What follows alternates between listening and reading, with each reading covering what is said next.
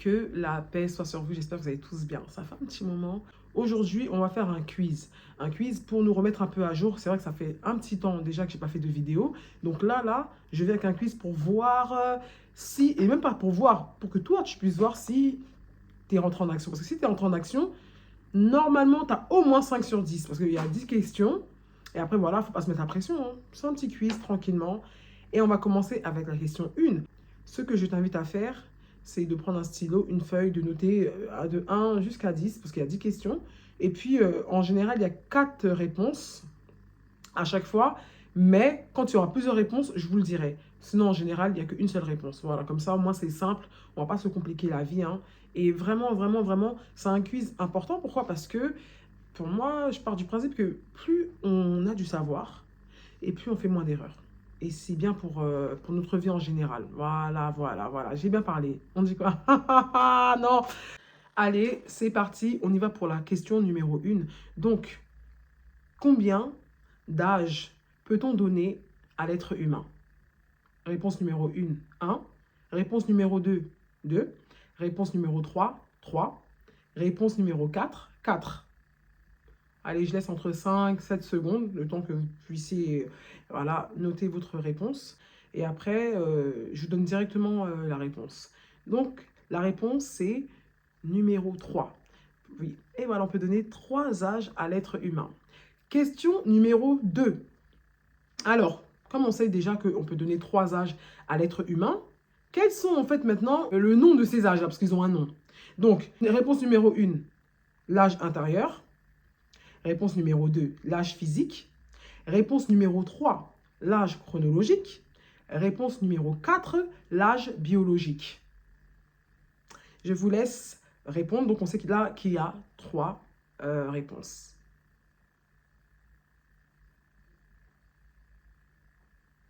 Je vous laisse encore un petit temps. Pour la question numéro 2, alors on sait qu'il y a 3 âges.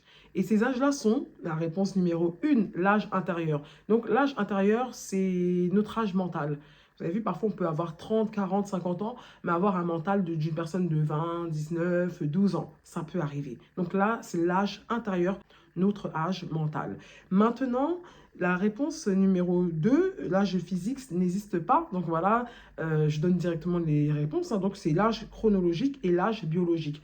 L'âge chronologique, c'est l'âge de notre naissance à maintenant. Et l'âge biologique, c'est plus à l'intérieur, donc les cellules, les chromosomes, voilà, l'état de notre organisme en général. Donc si vous partez faire un test, par exemple, chez un spécialiste, il vous dira directement, même si vous avez 70 ans, 80 ans, 20 ans, 40 ans, il vous donnera en fait un âge peut-être qui sera différent à votre âge chronologique. Donc il y a des personnes qui, par exemple, qui ont 50 ans, et ben ils ont en fait leur âge biologique, c'est peut-être 20, 30 ans parce qu'ils prennent soin d'eux, ils ont une bonne hygiène de vie, ils font attention et puis voilà. Donc c'est vraiment important de savoir qu'on a 3 âges. On passe donc à la 3e question. Alors, pour avoir une belle peau, il est préférable d'avoir une bonne alimentation, réponse numéro 1. Réponse numéro 2, avoir une gamme de produits de beauté. Je vous laisse un peu. 1 ou 2. Alors la réponse, c'est avoir une bonne alimentation. C'est vrai qu'il y a beaucoup de personnes qui, malheureusement, ben, ils mettent une fortune dans tout ce qui est crème, produits de beauté et tout ça et tout. C'est un plus, hein. C'est-à-dire que moi, je ne vais jamais vous dire, n'achetez pas, ne faites pas comme ça, vous faites ce que vous voulez. Parce que vraiment, tout le monde fait ce qu'il veut. Maintenant, la réalité, c'est que quand on a une bonne gamme, même si c'est la gamme qui coûte la plus chère au monde, et qu'on a une mauvaise alimentation, on peut en fait avoir cette gamme toute notre vie, elle va servir pas à grand chose parce que les intestins vont très mal. Et le microbiote intestinal, donc on en avait parlé, bactéries, champignons, virus, tout ça, ça vit en fait dans nos intestins.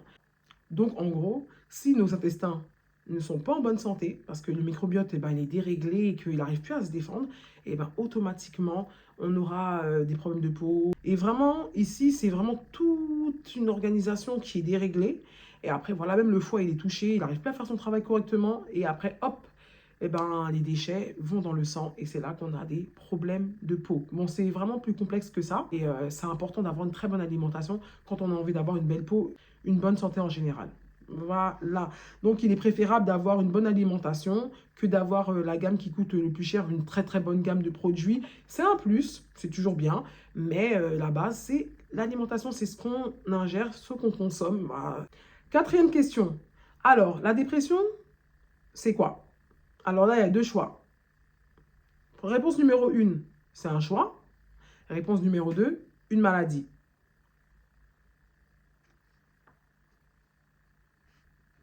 C'est bon? Vous avez la réponse? Alors, malheureusement, c'est vrai que la dépression, c'est une maladie que les gens banalisent. Alors que la dépression, c'est une maladie qu'on peut mettre au même niveau qu'un cancer, parce que c'est une maladie grave. Et c'est vrai qu'il y a beaucoup de personnes qui banalisent, qui pensent que les gens qui sont en dépression, bah, ils choisissent d'être en dépression, ils veulent être comme ça, c'est leur état d'esprit, ils ne veulent pas faire d'efforts. Mais c'est bien plus profond que ça. Vraiment, vraiment, vraiment, c'est bien plus profond que ça. Et c'est pour ça que j'ai fait une chaîne qui parle de la dépression, parce que bah, malheureusement, c'est trop banalisé et il y a trop de personnes qui en souffrent, qui meurent de ça. Et qui sont banalisés, hein, qui sont très très fortement banalisés. Et moi, je lutte contre ça en vérité. Quand je vois une personne qui va pas bien, eh ben, j'ai l'impression que je dois l'aider. Voilà, tout simplement. J'ai l'impression que je dois l'aider. Après, c'est vrai qu'il faut aider les gens à juste mesure, mais il ne faut pas banaliser la dépression. La dépression est une grande maladie très très grave. Question numéro 5. À quoi sert le massage Kobido? Réponse numéro 1, c'est un antidouleur. Réponse numéro 2, c'est un anti-vieillissement. Alors, le massage Kobido, c'est un massage anti-vieillissement. Quand vous pratiquez donc le Kobido, j'ai fait la vidéo, vous pouvez aller la voir hein, si vous voulez. Vraiment, vraiment, vraiment, quand on fait ce massage-là, on voit les résultats très rapidement parce que ça nous permet de sécréter du collagène naturel et de l'élastine. Donc l'élastine aussi, ça permet à notre peau d'être caoutchouc, élastique. Alors ce massage-là, quand vous le pratiquez, on voit les résultats très rapidement, vraiment par la grâce de Dieu. Hein. Mais en tout cas, moi, je les ai vus très, très rapidement. Et ça ralentit aussi le processus de vieillissement de la peau, des cellules et aussi à l'intérieur. Parce que la peau, elle a 3 couches, l'épiderme, le derme et l'hypoderme. Et on sécrète au niveau du derme, donc de la deuxième couche, la couche du milieu. Question numéro 6. La respiration consciente est-elle importante pour avoir une bonne santé? Oui ou non? Là, c'est simple. Là, c'est oui ou non. Alors, la réponse est oui. C'est vrai qu'on n'a pas le réflexe de faire de la respiration consciente. Parce que quand on respire, quand on fait de la respiration consciente, c'est qu'on respire en toute conscience. Là, on prend des grandes inspirations, on peut faire des rétentions, donc arrêter de respirer. Et aussi faire des longues expirations. La respiration consciente améliore la santé générale du corps et du système respiratoire, favorise le sommeil en réduisant la tension musculaire et les niveaux de stress. Et aussi, ça vient ici renforcer la santé générale. Question numéro 7. Quelles sont les 5 blessures qui nous empêchent d'être nous-mêmes? Quand on est atteint, bien sûr, quand on a des blessures. Quelles sont ces 5 blessures-là? Alors, réponse numéro 1, la trahison. Réponse numéro 2, l'injustice. Réponse numéro 3, l'abandon. Réponse numéro 4, la fracture cervicale. Réponse numéro 5, l'humiliation. Réponse numéro 6, le rejet. Donc là, en fait, on sait qu'il y a 5 blessures. Je vous laisse noter, en fait. Vous pouvez marquer réponse 1, réponse 2, réponse 3. Comme ça, vous n'avez pas beaucoup à noter. Voilà. C'est bon, vous avez trouvé? C'est parti. Alors, la première réponse est bonne. Donc, la trahison fait partie des 5 blessures. L'injustice aussi, deuxième réponse, fait partie des 5 blessures. Troisième réponse aussi, l'abandon fait partie des 5 blessures. Quatrième réponse, la fracture cervicale ne fait pas partie des 5 blessures. Ça, c'est une autre blessure hein, qui est très grave aussi. Cinquième réponse, l'humiliation. Donc voilà, hein, quatrième blessure et le rejet, la 5e blessure. Question numéro 8. Avant qu'ils arrivent là, parce qu'il y a une personne qui va rentrer.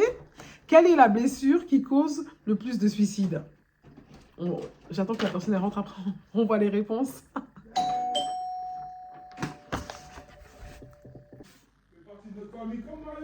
Ah, t'as vu, hein? Parce qu'on aime trop Mario. Voilà, non, c'est les habitants de la maison qui sont rentrés. Alhamdulillah. Bon, on va prendre au sérieux. On était à la question numéro 8. Alors, quelle est la blessure qui cause le plus de suicides? Réponse numéro 1, la trahison. Réponse numéro 2, l'injustice. Réponse numéro 3, l'abandon. Réponse numéro 4, l'humiliation. Et réponse numéro 5, parce qu'il y a 5 blessures, le rejet. Alors, quelle est la blessure qui cause le plus de suicides? Elle est triste en fait, cette blessure. C'est sincère, hein. Vraiment, les personnes qui souffrent de ça, c'est vraiment visible. La réponse, c'est la réponse numéro 5. C'est la blessure du rejet qui cause le plus de suicides. Donc vraiment, les 5 blessures, elles sont très graves. Elles ont des conséquences aussi qui sont dramatiques. La blessure du rejet, en tout cas, les gens qui souffrent de cette blessure-là, ils se sentent en fait pas détestés, mais ils se sentent rejetés par les autres. Et eux aussi, au bout d'un moment, ils rejettent les autres. Parce que voilà, ils sentent qu'on les banalise, qu'on s'en fiche d'eux, en fait, qu'ils servent à rien. Donc du coup, il y en a qui passent à l'acte et qui se suicident. Et c'est triste. Donc voilà, c'est malheureux, hein, mais c'est réel. De la blessure du rejet, il y a beaucoup de personnes qui passent à l'acte. Franchement, force à toutes les personnes qui ont des blessures et qui ont aussi en particulier cette blessure-là, la blessure du rejet, être rejeté. Voilà. Question numéro 9. Quel est le masque de la blessure de la trahison? Quand on porte une de ces blessures-là, il y a le masque qui va avec et on a aussi la morphologie. Voilà. Donc, quel est le masque de la blessure de la trahison? Réponse numéro 1, le fuyant. Réponse numéro 2, le contrôlant. Réponse numéro 3, le rigide. Et réponse numéro 4, le dépendant. Alors, quel est le masque? Fuyant, contrôlant, rigide, dépendant. Alors, je vais vous donner la réponse. Alors, la réponse, c'est la réponse numéro 2. Oui, une personne qui souffre de la blessure de la trahison va avoir le masque de contrôlant. On en a parlé dans la vidéo donc, de la blessure de la trahison. Les personnes qui portent cette blessure-là ont le masque du contrôlant. Donc, ils ont tendance à tout vouloir contrôler et ils sont à ça, parfois, du pervers narcissique. Donc, faut faire vraiment très attention et vraiment savoir si on souffre de cette blessure-là pour pouvoir, en fait, éviter, en fait, d'être dans le contrôle en permanence sur les autres. T'as pas le droit de faire ci, t'as pas le droit de faire ça, tu dois faire comme ci, tu dois faire comme ça. Mais c'est ma méthode qui est meilleure. Donc voilà, le contrôlant, il est un peu comme ça. Et comme je vous l'ai dit dans les vidéos, eh ben, ce sont des réactions qui sont inconscientes. Donc il y a des personnes, toute leur vie, ils vont porter ce masque-là et ils vont pas savoir, en fait, qu'ils contrôlent trop, qu'ils veulent trop contrôler les autres. En général, les gens, ils n'aiment pas. Voilà. Donc, le masque de contrôlant. Question numéro 10. Est-ce que le sucre blanc est un bon sucre pour la santé? Le sucre saccharosette, moi je l'appelle comme ça. Le sucre saccharosette, est-ce que c'est un bon sucre pour la santé? Le sucre blanc. Donc, oui ou non? On va terminer avec cette réponse-là. Non, parce que le sucre blanc a été transformé. Vraiment, jusqu'à ce qu'on arrive à un stade où le sucre blanc ne nourrit plus. Et c'est une très grande drogue. Vraiment, je vais aller plus loin que ça. C'est dangereux, c'est néfaste pour la santé. On devrait plus favoriser le sucre de coco, le sucre de canne, même si ce sont des bons sucres. Le sucre de canne, le sucre de coco, il ne faut pas trop consommer de sucre, mais au moins, ces sucres-là, ils nourrissent. Et voilà, ils ne sont pas dangereux pour notre santé. Ça devient dangereux quand on est dans l'excès. Et je pense que l'excès n'est bon pour rien. Prenez soin de vous, on est ensemble. On se dit à la prochaine vidéo. Et puis voilà, hein, si vous avez une bonne note, dites-vous que vous êtes passé à l'action. Le savoir est une arme, soyons armés, car sans lui, nous sommes désarmés. Phrase de Kerry James, mais je vous dis hein, sincèrement, mon père il me le disait déjà quand j'avais 10, 11, 12 ans.